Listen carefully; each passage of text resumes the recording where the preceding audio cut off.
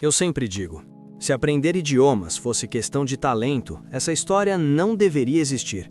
Porque você, em algum momento, decidiu que só aprende um novo idioma quem começou criança, quem morou fora, quem tem dom. E isso é reconfortante, dá uma ótima desculpa para continuar travado.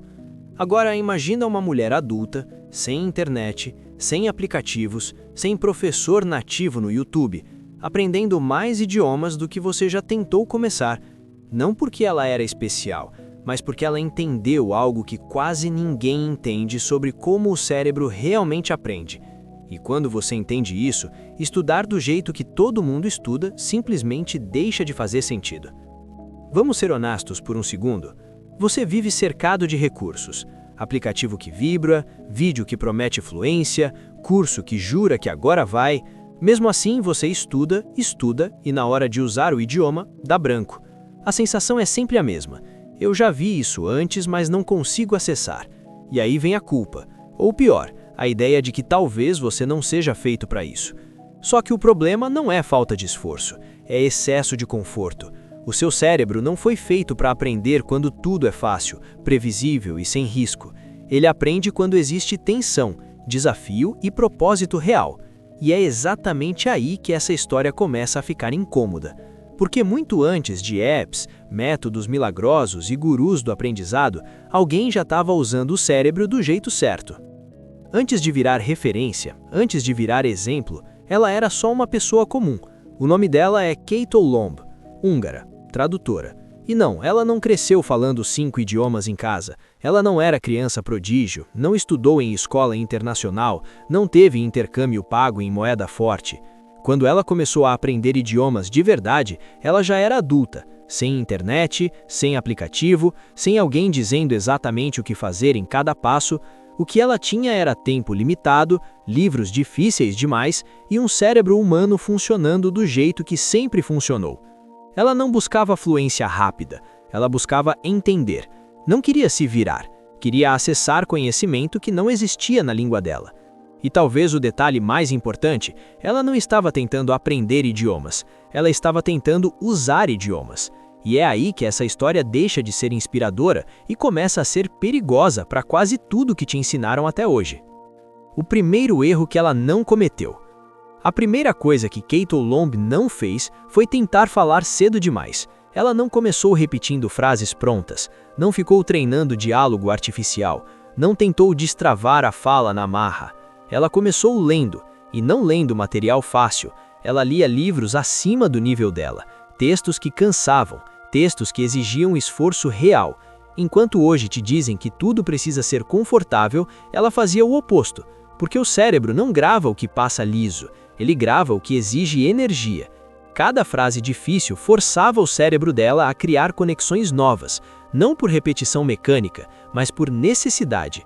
Ela aceitava não entender tudo, e isso, ironicamente, fazia ela entender cada vez mais. O erro que ela não cometeu foi confundir facilidade com progresso. Keito Lomb também não tinha medo de errar. Na verdade, ela contava com isso. Ela lia, interpretava, arriscava, errava e só depois ajustava. Ela não parava a cada dúvida para confirmar se estava certa. Ela deixava o erro aparecer, porque o erro não era um fracasso, era um sinal. O cérebro aprende no momento do ajuste, não no momento da explicação. Quando você tenta evitar o erro, você também evita o aprendizado. Cursos modernos treinam você a acertar no papel e a travar na vida real. Keito Lomb fazia o contrário. Ela errava rápido, errava sem drama e usava cada erro como um ponto de recalibração. Enquanto muita gente hoje estuda para não errar, ela errava para aprender. E isso muda tudo. Keito Lomb não estudava quando dava vontade. Ela estudava porque era o dia. Não eram sessões longas, não eram maratonas inspiradas e definitivamente não eram planos perfeitos. Era pouco, mas era todo dia. Ela entendia, mesmo sem chamar isso de ciência, que o cérebro não responde à intensidade ocasional, ele responde a contato frequente. Cada pequeno encontro com o idioma reativava circuitos antigos e fortalecia conexões que ainda estavam fracas. Enquanto muita gente espera ter tempo, energia e foco, ela aceitava estudar cansada, imperfeita e incompleta. Não havia espaço para começar de novo na segunda-feira, porque ela nunca parava. A consistência dela não era bonita, era funcional, e é exatamente isso que faz ela funcionar. Mas se fosse só isso, ler difícil, errar sem medo e estudar todo dia, muita gente já teria chegado lá. O verdadeiro diferencial de Kate Lomb estava em outra coisa. Ela não estudava idiomas para acumular conhecimento, ela estudava para usar. Cada idioma tinha um propósito claro: ler um livro que não existia na língua dela, trabalhar com tradução, acessar ideias inacessíveis de outra forma. O cérebro dela não estava memorizando palavras, estava resolvendo problemas reais, e o cérebro só grava o que ele acredita que vai ser útil. Enquanto hoje muita gente estuda para um dia falar, Kate Lomb estudava como quem já precisava do idioma agora. Ela não perguntava, será que isso vai ser útil? Ela já estava usando. E quando o uso vem primeiro, a fluência deixa de ser um objetivo distante e vira uma consequência inevitável. Só agora esse detalhe importa. Kate Lomb não aprendeu 2 idiomas, nem 5, nem um monte. Ela dominou mais de 15 idiomas, sem aplicativo, sem método patenteado, sem alguém dizendo que ela estava fazendo certo. O que ela tinha era um cérebro humano sendo usado do jeito certo. E é aqui que a comparação fica desconfortável, porque você vive na época mais favorável da história para aprender qualquer idioma. Mais recursos, mais acesso, mais exemplos. E mesmo assim, muita gente não sai do lugar, não por falta de capacidade, mas porque está treinando o cérebro para consumir conteúdo, não para usá-lo. Kate Lomb não tinha tecnologia, mas tinha direção, e isso faz toda a diferença. Aprender idiomas não é estudar mais, é estudar de um jeito que o cérebro respeita.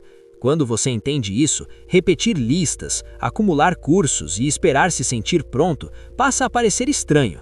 No próximo vídeo, eu vou mostrar como aplicar os princípios de Kate Lomb na realidade de hoje, sem romantizar esforço e sem depender de motivação. Porque quando o método muda, a dificuldade não desaparece, ela finalmente começa a fazer sentido. E depois disso, voltar a estudar como antes simplesmente não dá.